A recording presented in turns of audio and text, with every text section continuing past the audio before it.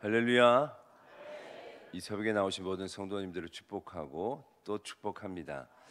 오실 때 비가 또 많이 내리는 것 같더라고요. 폭포수 같은 은혜를 주실 줄로 믿습니다.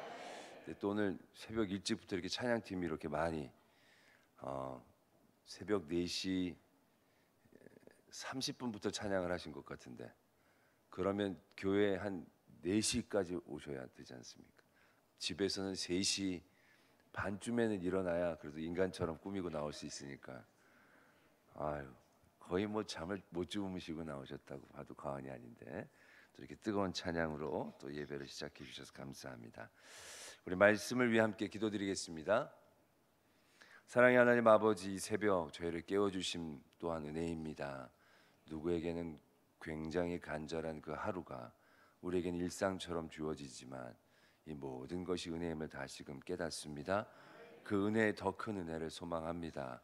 오늘 이 새벽 우리에게 말씀하여 주시어 그 말씀으로 내 영이 내 육이 깨어나고 일어서게 하여 주시며, 오늘 하루 우리의 모든 삶의 자리에서 하나님의 은혜로 기뻐하며 찬양하며 감사하며 살아갈 수 있도록 우리를 인도하여 주시옵소서. 이 시간 온전히 주의 영으로 이끌어 주실 줄 믿사옵고 예수 그리스도의 이름으로 기도드립니다. 우리는 이 집회를 통해서 우리가 헌신이라고 우리에게 요구하시는 하나님의 믿음의 모습이 얼마나 큰 은혜인지, 우리에게 주시는 복인지를 깨달아 가고자 합니다. 오늘은 우리가 헌신의 기원, 기원이라고 얘기한 건 그렇지만 첫 번째로 하나님이 헌신을 요구했던 그 사람의 모습을 좀 바라보려고 합니다. 하나님이 첫 번째로 요구했던 헌신의 사람은 누구이겠습니까? 노아입니다. 노아.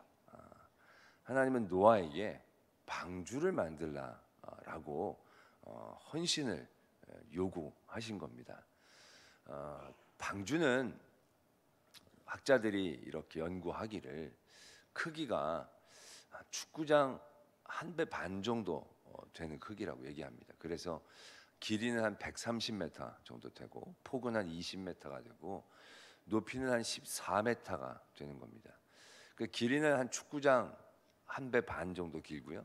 높이는 7층 높이 정도 됩니다. 그러니까는 우리 이 성전보다 한 좀 더 높다라고 생각하시면 되는 거죠.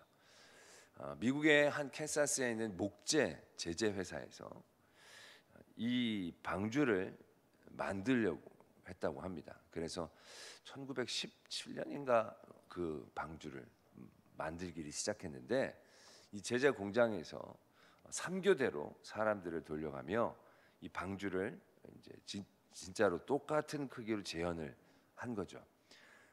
3교대로 뭐 중장비도 동원해가면서 이 방주를 만들었는데 얼마가 걸렸냐면 1년 반이 걸렸다고 합니다. 1년 반.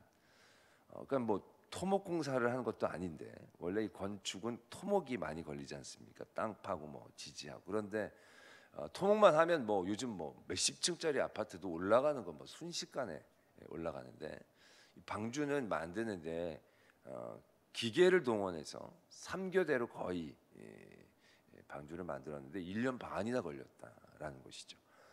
굉장히 쉽지 않은 작업이었다는 얘기입니다. 근데 노아는 이제 그걸 혼자 했다라는 얘기죠. 여러분들 한번 상상을 해보십시오.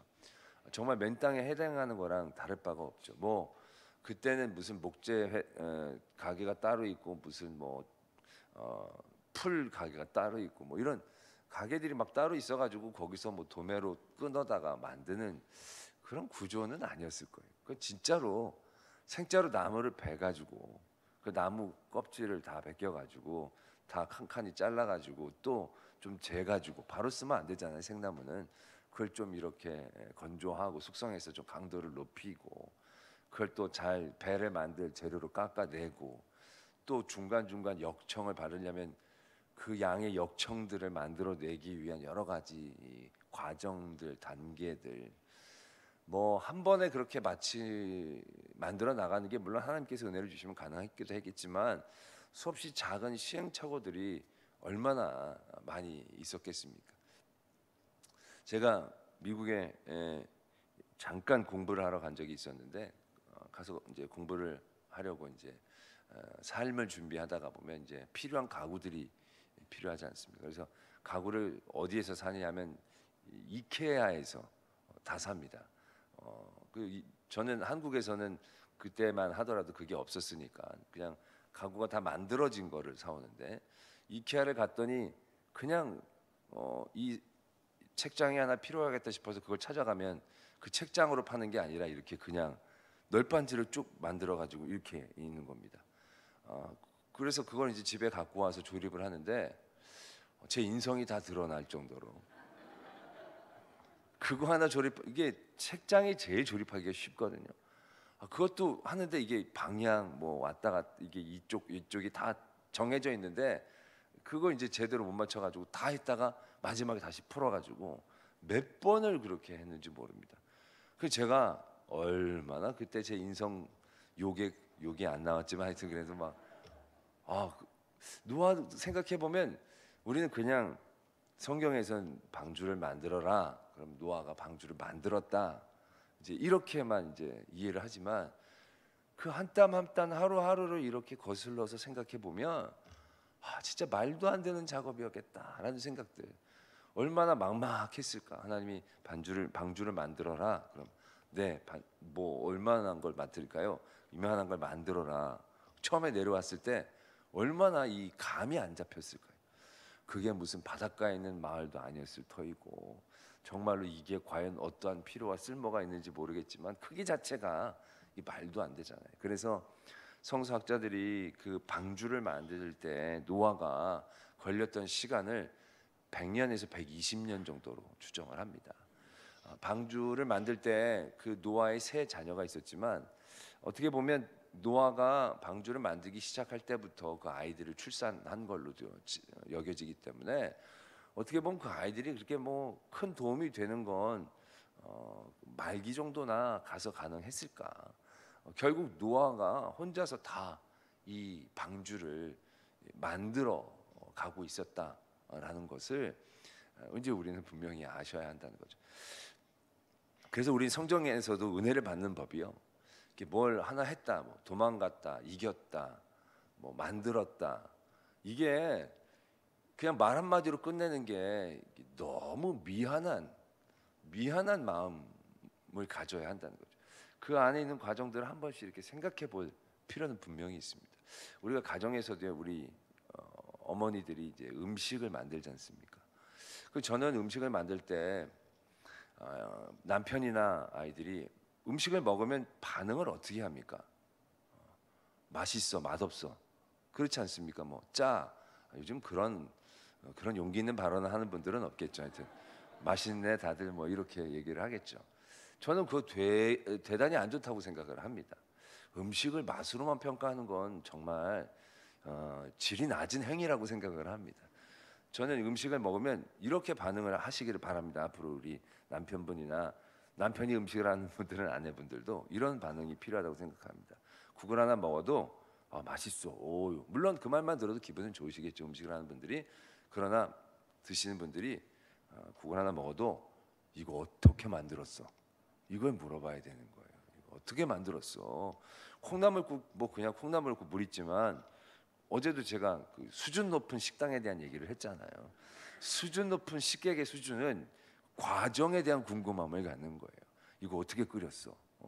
그러면 콩나물도 그냥 사는 게 아니잖아요. 주부가 이거 그 슈퍼에 갔더니 그 콩나물이 없어서 다른 슈퍼까지 가는 거 어떤 발품의 과정도 있잖아요.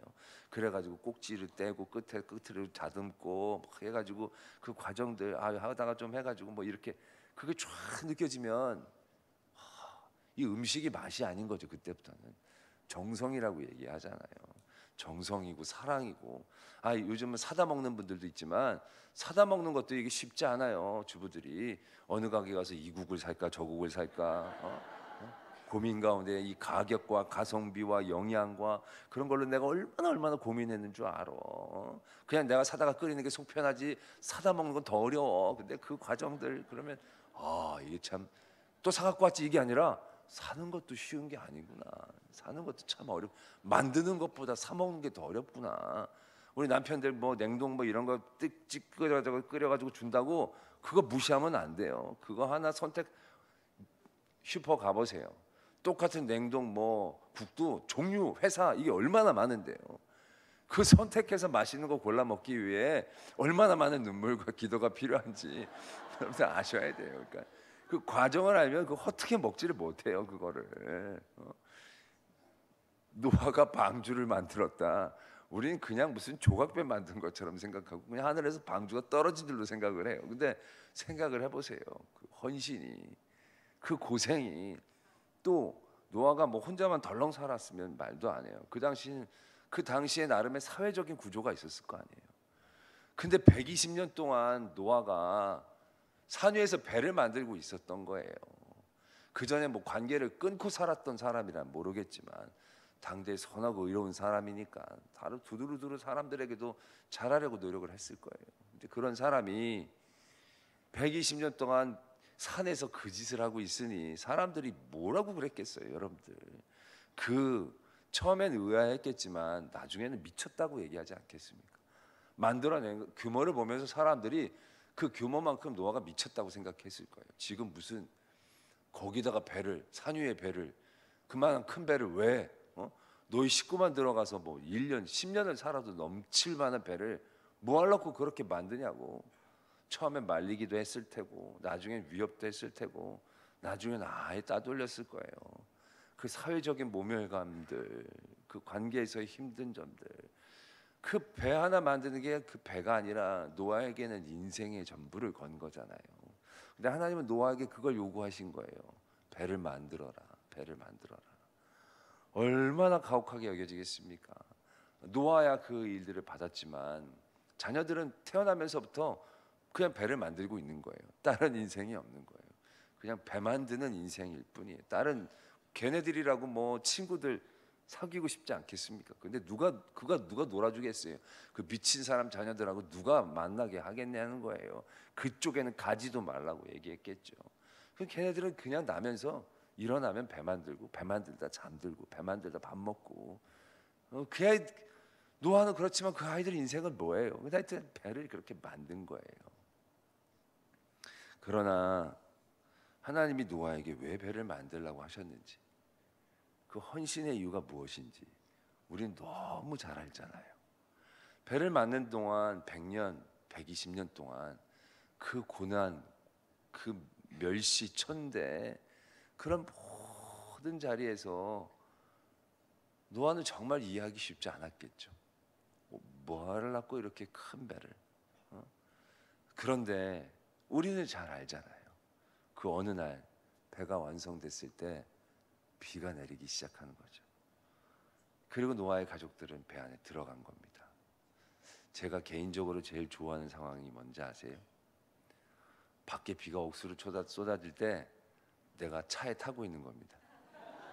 그러면 그 상대적인 그 복이 있잖아요. 상대적인 복. 갑자기 비가 쏟아지면 막 뛰어댕기는데 나는 창밖을 이렇게 비를 보면서 이 상대적인 이 행복.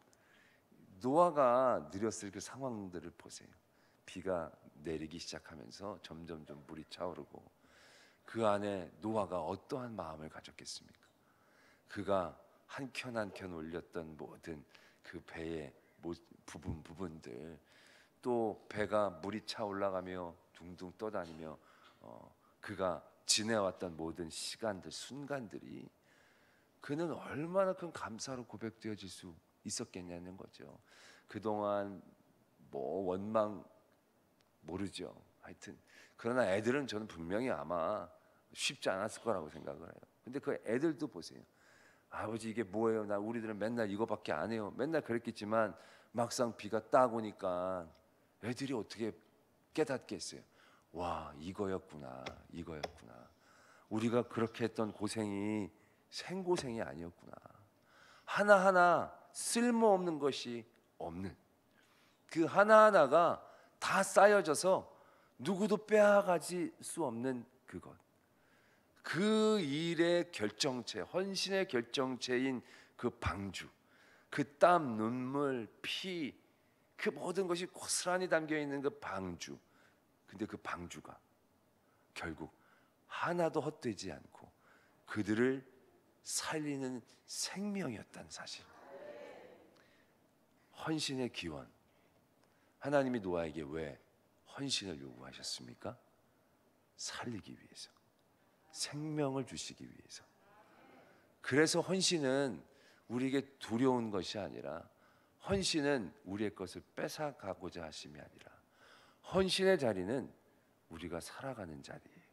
우리가 살아갈 수 있는 자리고, 앞으로도 살아남을 수 있는 길이 바로 그 헌신의 자리에 있다는 것을 우리는 이제 분명히 기억해야 한다는 얘기죠.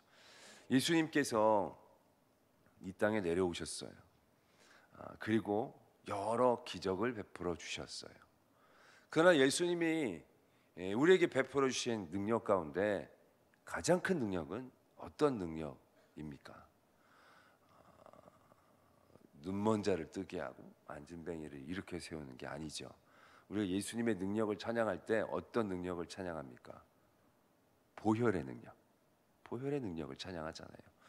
치유의 능력을 우리는 찬양하지 않아요.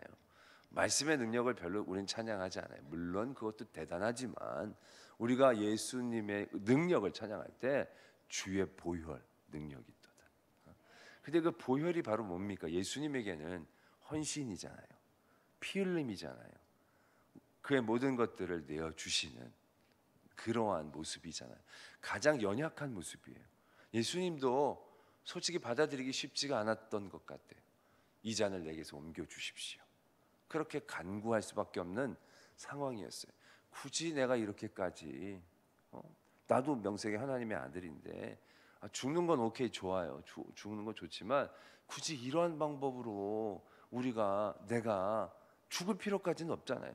내가 죽어서 대속제물이 된다, 오케이, 좋아요. 근데 굳이 이런 길을 가야 합니까? 우리가 그 예수님의 영화를 여러분들이 만들었지만 그 중에서 그 멜 깁슨이라는 배우가 만든 영화 지저스 크라이스트라는 영화가 있지 않습니까? 그 영화가 개봉됐을 때 아주 말하자면 영향력을 만들었죠. 왜냐하면 정말 사실적으로 묘사를 했거든요. 그 언어도 미국에서 만들면 영어를 쓰고 막 이랬는데 영화에서는 아람어, 그 당시 썼던 그 아람어를 쓰게 하고 그 사실적인 묘사. 그래서 그때 예수님 그런 우리가 부활절 고난주간 그 영상을 지금도 많이 보는데 정말로 예수님이 여러분들 우리가 기존에 봤던 예수님의 영화는 맞아도 가시관을 써도 솔직히 예수님이 멋있잖아요. 십자가 달려도 정말 예수님처럼 멋있게 달렸잖아요. 그렇잖아요. 그러니까 예수님 폼은 잃지 않고 돌아가셨다. 우리 이제 이런 생각을 하는데 곧 죽어도 이제 폼은 중요하니까. 그런데 여러분 그 영화를 보면 그게 폼 될 수가 있는 게 아닌 거죠. 정말 옷이 하나도 입혀지질 않아야 되는 거고 다 벗겨지는 거잖아요. 근데 옷이 안 입혀져도 옷이 안 입혀진 게 알 수가 없죠. 왜? 피철갑을 둘렀으니까.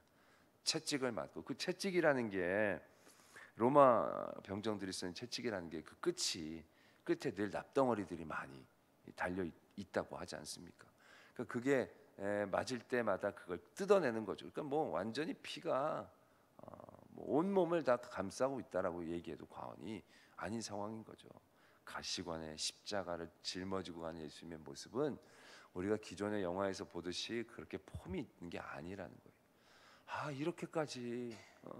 이렇게까지 하실 필요가 뭐가 있겠는가라는 생각들을 해보게 되지만 결국 예수님께서 그러한 고통과 고난을 통하여 우리에게 흘린 그 피, 그래서 물과 피를 다 쏟으셨다라는 그것이 결국은 그분의 헌신이라는 것이 가장 귀한 생명이 되지 않느냐라는 얘기죠.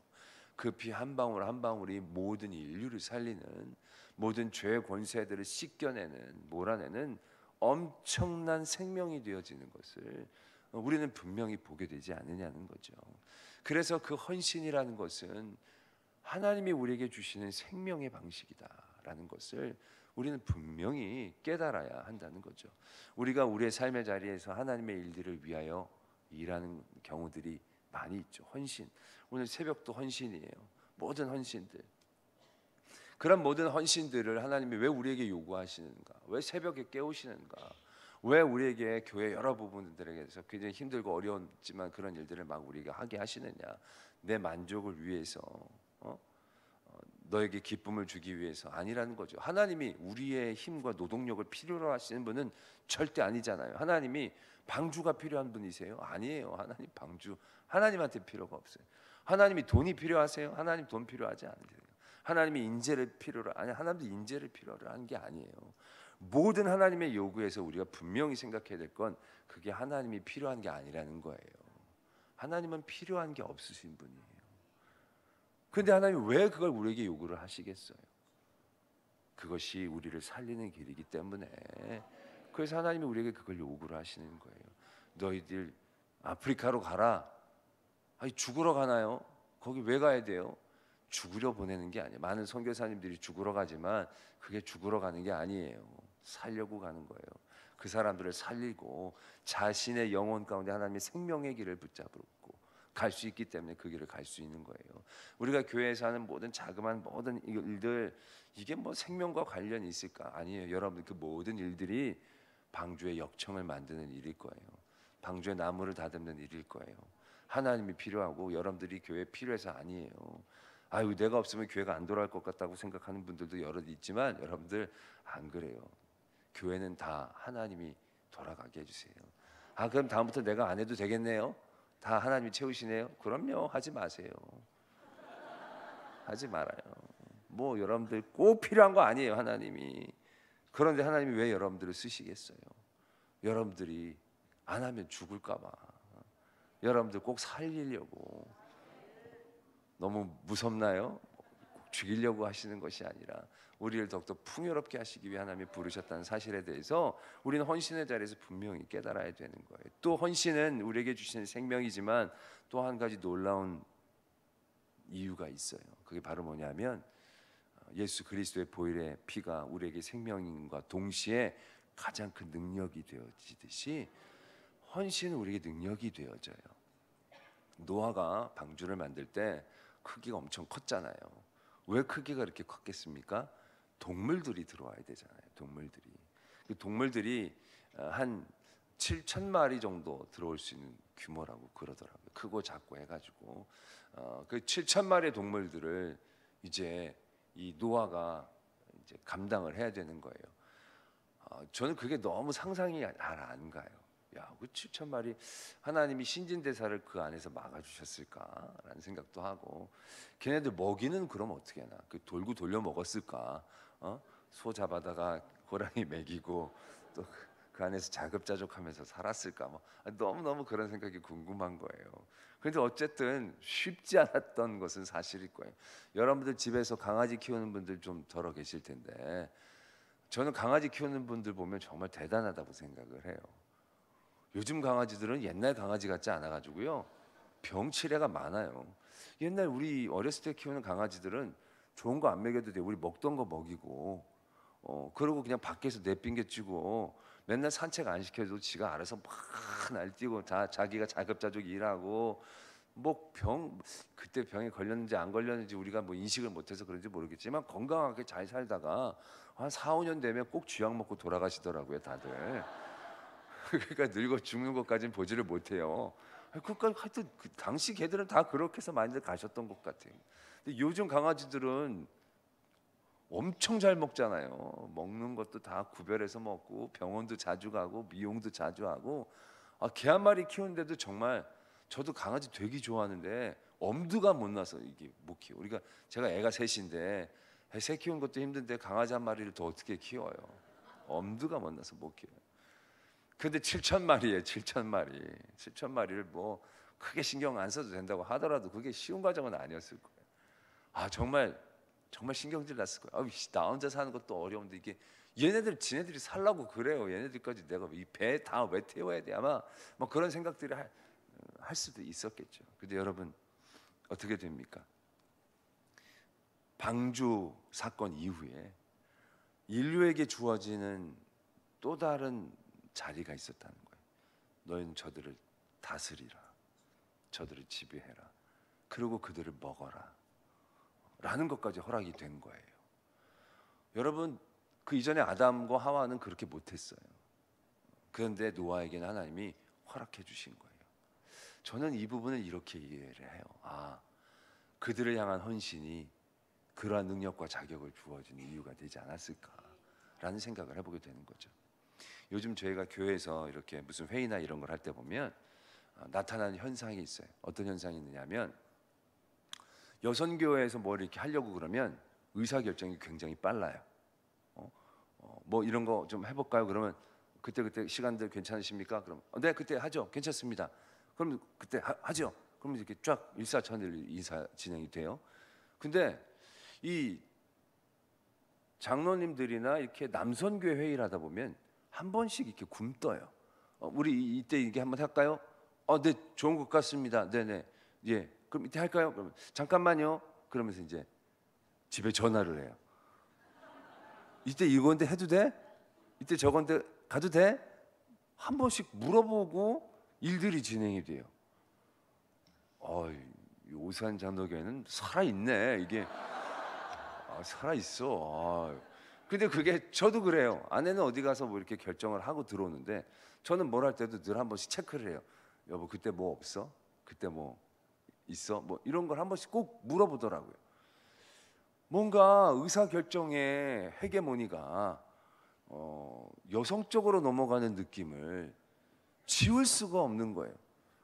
저도 저희 아내보다 나이도 많고 제가 당회장이고 키도 크고 힘도 세고 별로 꿀릴 게 없는데 뭘 결정할 때 어느 순간부터 결정을 내 스스로가 잘 못 내리는, 나는 토의하는데 아내는 통보하는 그런 느낌을 많이 받는 우리 박 목사님은 저게 무슨 상황인가 바라보시는데 살아있네요. 우리 목사님은 훌륭하십니다.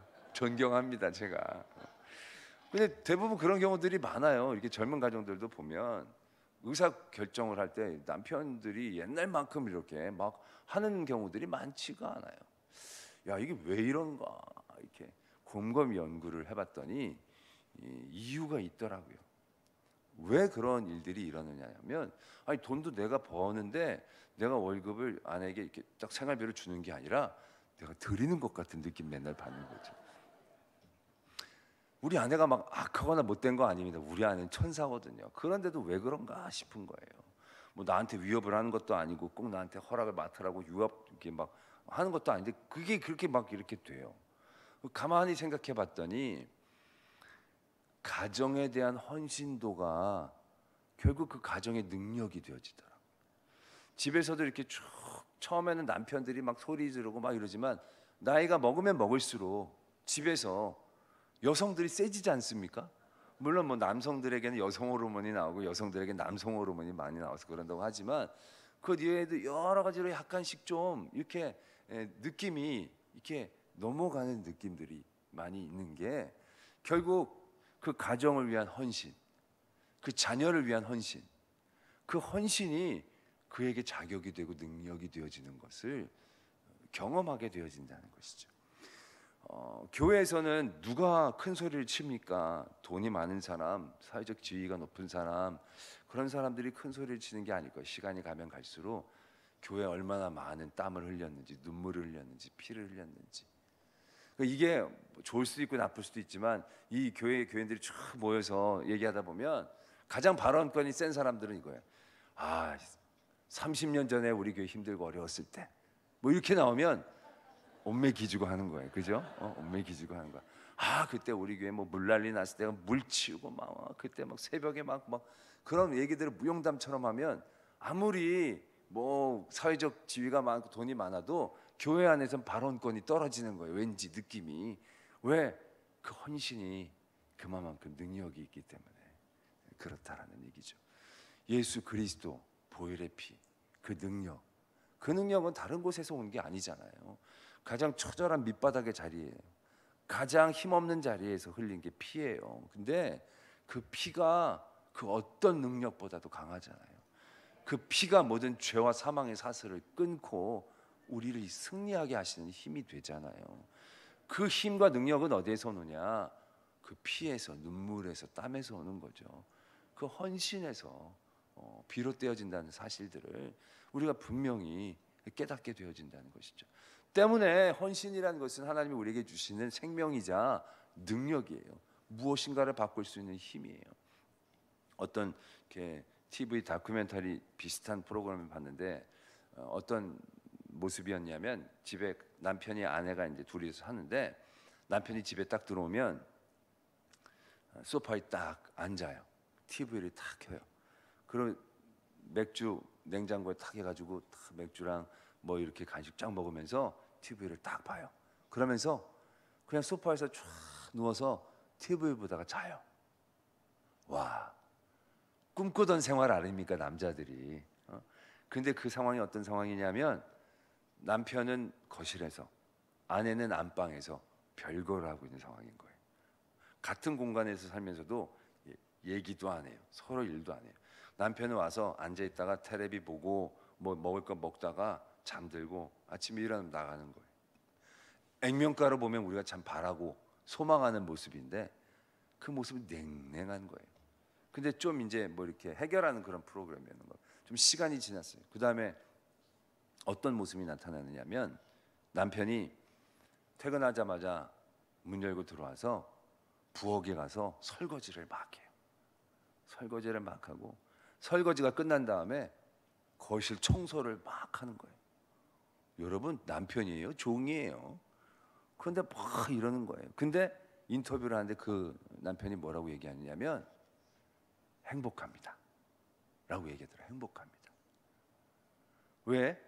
그 부엌 설거지를 하고 거실을 닦고 그러면서 아내와 관계가 조금씩 회복이 되는 거예요. 그래서 같이 얘기도 하고 같이 밥을 먹고 그러니까 집안에 들어오면 집이 천국이 되어지기 시작하는 거죠. 예전에 집에 오면 편했어요. 편했지만 그곳은 지옥이 있어요. 냉랭한 기운이 가득 찬 곳이었다는 얘기죠. 근데 그 다음에 집에 오면 쉬지도 못하고 계속 일하는 거예요. 어떻게 보면 참 불쌍해 보이기도 하지만 그곳이 천국이 되어진다라고 얘기를 하는 거예요. 너무 기쁘다라는 거예요. 너무 즐겁다라는 거예요. 여러분 그 변화의 힘이 어디에서부터 시작이 되어진 것이겠습니까? 몸이 편한 게 힘이고 능력이고 생명인 게 아닙니다. 정말로 중요한 생명은 내가 흘리는 땀에서 내가 흘리는 눈물에서 시작이 되어지는 겁니다. 그곳에서 하나님의 은혜가 시작이 되는 거. 나는 왜 맨날 집에서 일만 하고 나는 맨날 내가 강하고 어떻게 보면 내가 무슨 무술이야 막 화나고 신경질 날 때가 있으실 겁니다. 그러나 그것이 하나님 앞에서는 하나도 헛되게 되지 않는다는 거죠. 세상 사람들은 못 알아줘도 실컷 막 청소하고 다 했는데 집안 꼴이 이게 뭐야 그러면 완전 열받잖아요. 밥 맛있게 했는데 이게 음식이야 뭐야 그러면 정말 화나잖아요. 밖에서 열심히 일하고 들어왔는데 밖에서 놀다 왔냐고 그러면 막 신경질 나잖아요. 세상 사람들은 잘 알아주지도 못할 수 있어요. 그러나 그런 모든 누군가를 위하여 우리에게 주신 헌신의 마음들은 하나님이 우리에게 주신 생명이에요. 능력이에요. 하나님이 반드시 그 능력으로 우리가 승리의 자리에 서게 해 주실 것입니다. 그 헌신으로 우리가 살아나갈 힘을 얻게 해 주실 것입니다. 할렐루야. 오늘 저녁에 또 귀한 말씀으로 하나님께서 여러분들에게 은혜를 주실 것입니다. 새벽에 괜히 많이 했다간 또 저녁에 안 나오실까봐. 네. 오늘 또 이 새벽에 우리 아이들도 깨어서 많이 온 것 같습니다. 하나님께서 크게 복 주실 줄로 믿습니다. 애들은 속으로 내가 부모를 잘못 만나가지고 이 새벽에 깨어서 나오지 생각하실 수도 있어요. 여러분 잘못 만난 게 아니라 여러분도 오늘 이 새벽에 깨어 힘들죠? 이 헌신 여러분들 살리는 힘이 될 겁니다. 여러분들이 살아갈 이유가 될 겁니다. 우리 아이들 많이 축복해 주시고요. 참 잘했어요. 저희는 새벽기도 특별 새벽 집회할 때 애들이 많이 오거든요. 그럼 그때 꼭 컵라면을 먹여요. 딴 땐 컵라면 안 먹이잖아요. 건강 때문에. 근데 그때는 꼭 컵라면을 먹여요. 제가 꼭 먹이라고 그래요. 왜냐하면 이게 추억이라는 게 있잖아요. 이게 새벽기도만 하면 컵라면을 먹는 추억이 잡히면 얘네들이 나중에 커서 설령 딴 길로 갔다 할지라도 밤새도록 술 처먹고 해장하려고 편의점에 가서 사발면을 먹는 순간 갑자기 울컥하면서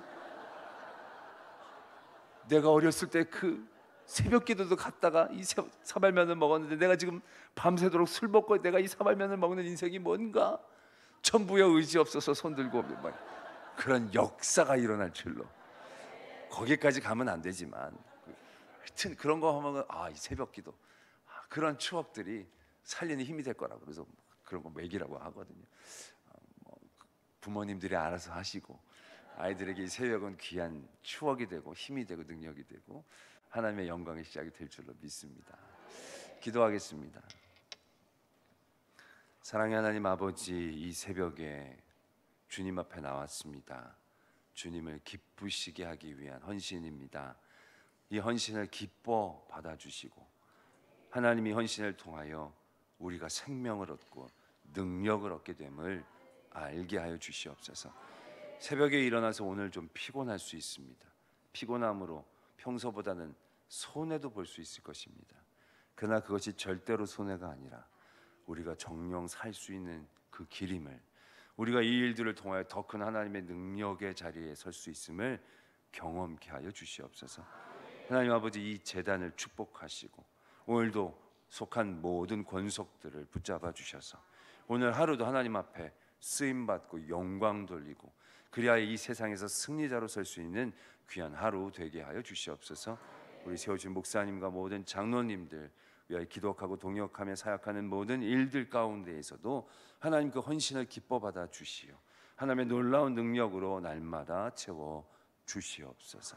오늘 나온 우리 아이들, 하나님 어려서 믿게 되어진 이 놀라운 은혜가 은혜임을 알게 하여 주시고 부모의 신앙으로 왔던 그들의 걸음이 그들의 신앙으로 고백되어지고 우리보다도 더 귀한 하나님의 사람들로 세워지게 하여 주시옵소서.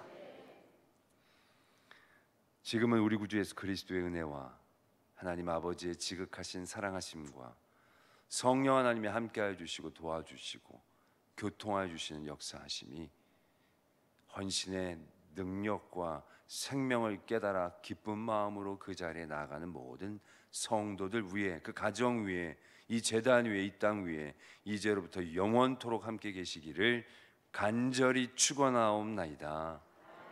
아멘.